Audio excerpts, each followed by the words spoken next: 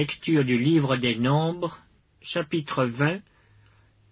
Toute l'assemblée des enfants d'Israël arriva dans le désert de Tsin le 1er mois, et le peuple s'arrêta à Kadès. C'est là que mourut Marie et qu'elle fut enterrée.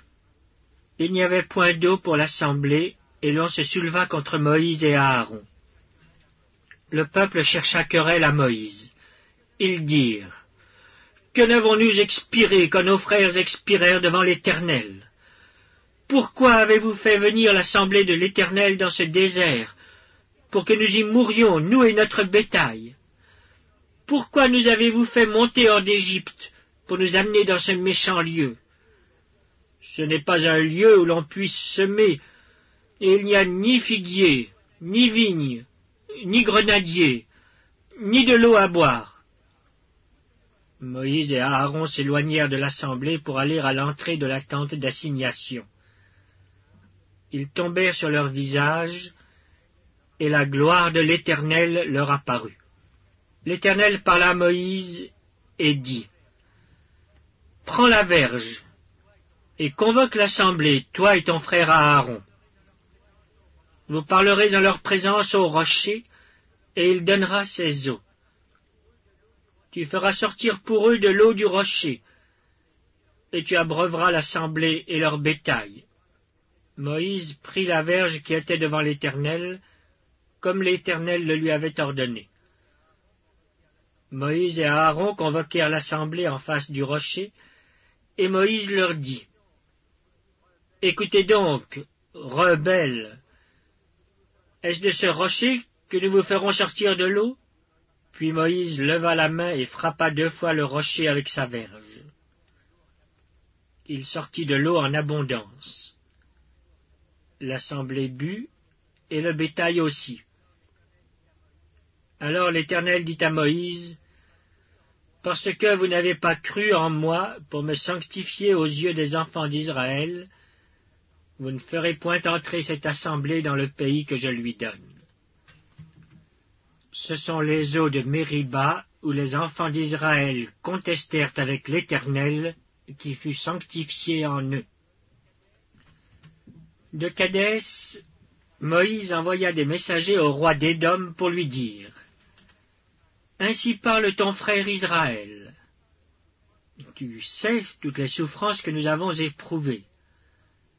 Nos pères descendirent en Égypte, et nous y demeurâmes longtemps. Mais les Égyptiens nous ont maltraités, nous et nos pères. Nous avons crié à l'Éternel, et il a entendu notre voix. Il a envoyé un ange et nous a fait sortir de l'Égypte. Et voici, nous sommes à Kadès, ville à l'extrémité de ton territoire. Laisse-nous passer par ton pays. Nous ne traverserons ni les champs, ni les vignes, et nous ne boirons pas l'eau des puits.